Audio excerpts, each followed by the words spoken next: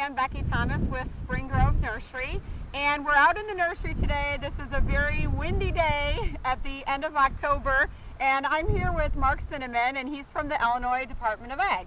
How you doing, Mark? Very good. Thanks you, Becky. Thanks for joining us. It's a little windy today. If you've been watching the news, Hurricane Sandy or Storm Sandy is out on the East Coast, and it's causing some wind out here, but we're still able to get out in the field today and talk about the Illinois Department of Agriculture. Now, Mark is our state of Illinois' plant regulatory officer, and you work out of DeKalb, is that right? That's correct. I work out of the DeKalb office. Okay. So what are some things that we work a lot with Department of Ag as a nursery, and I thought it might be interesting to just talk about what the Illinois Department of Agriculture does. Sure, there's a lot of different things we do. Mainly as far as with nurseries, we inspect all of the nurseries in the state of Illinois. When we do inspections, we're looking for pests of regulatory concern that other states may have or a federal consequence. And we certify the stock that it's clean. Okay. Okay. Other things too. Now, do you provide information to the public also? Yes, we do.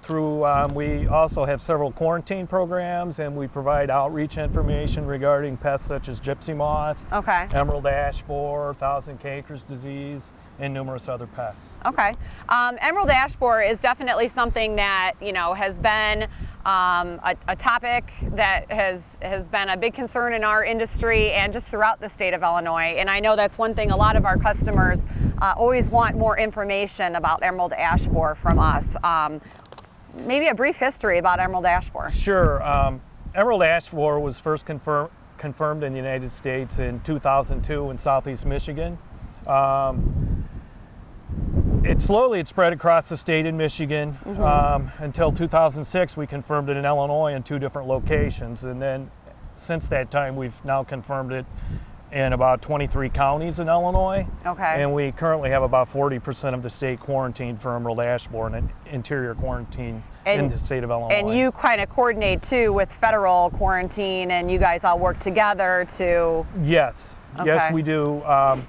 We cooperate with the USDA and the federal USDA emerald ash borer quarantine, and we work together on how to control, and now it's actually became more of a management issue emerald ash borer has. It's something that we will not be able to eradicate, but I think with coming up with good management strategies, we'll be able to prolong the lives of ash trees as time goes by. Okay. How many ash do you think in Illinois? I know there's been, you know, studies to try to quantify the number of ash that are going to be affected by this. Do you have a guesstimate? We have a pretty good estimate that there are approximately about 131 million ash trees in the state of Illinois. Okay. And we know that, for example, the Chicago metropolitan or urban area is about 20% ash in the urban environment. So the percentage of ash trees is quite high. Okay. And okay, so let's talk about the actual pest then. Why is this something that is not going to be fixed? The pest is very insidious. Each female will lay anywhere from 60 to 90 eggs per year, and when the eggs hatch, they actually burrow into the tree and they feed in the xylem and phloem tissue, and they girdle the tree beneath the bark, so you do not actually see the damage that the tree is, or the insect is causing. I got this from Bob Benjamin at APHIS, and they use this, so this kind of illustrates what you're talking about? Exactly. These serpentine galleries on this piece of wood from an ash. Now this is under the bark layer. This is under the bark. The bark was just on top of this, and this is the xylem and phloem tissue. The emerald ash borer, as they hatch, they're very small.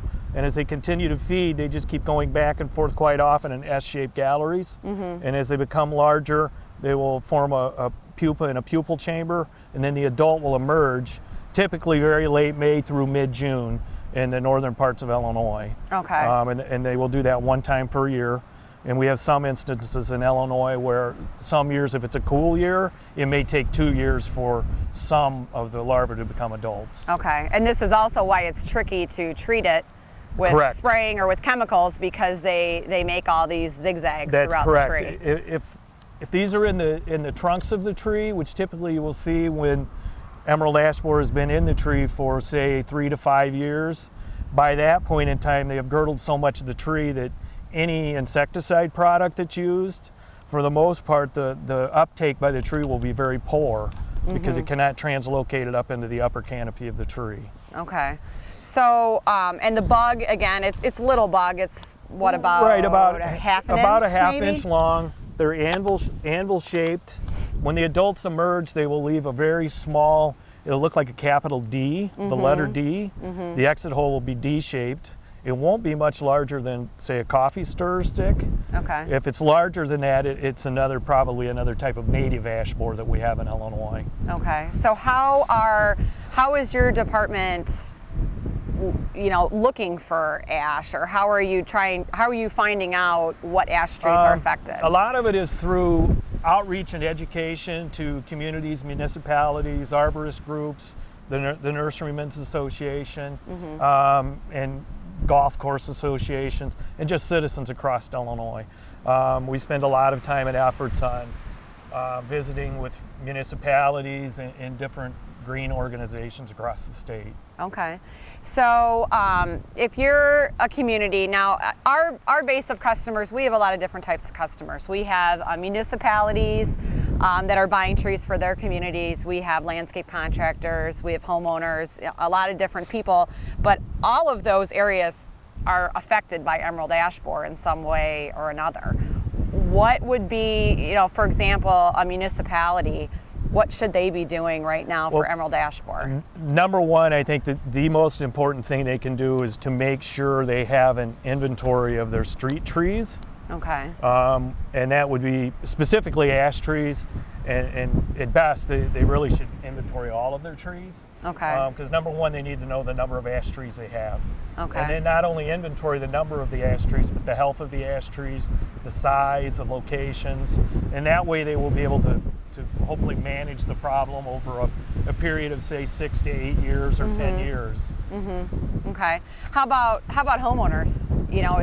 What should they do if they have an ash tree that they're worried about? The same thing with homeowners is, well, number one, try to have your trees identified to make sure that you have an ash. And you may have several ash. Many people may have as many as 8 or even a dozen ash trees on their property. I know if they go to our Illinois Department of Agriculture homepage, we have a link to what's called the Illinois Emerald Ash Borer website, and we have a tree identification pages on there that will help people identify what trees they have on their property. Okay, yeah, that's a really good resource, and I'll put that on the bottom of the video, and I'll refer to that too on the website. It's illinoiseab.com, Yes. right? And there's all sorts of great information and links, and of course, you can always call one of the Department of Ag offices and ask a question, and they'll direct you to, the best way to get information. How about, we talked about this a little earlier, replanting new trees, which is something that we're interested in since we have a nursery, but what would be your suggestion on that?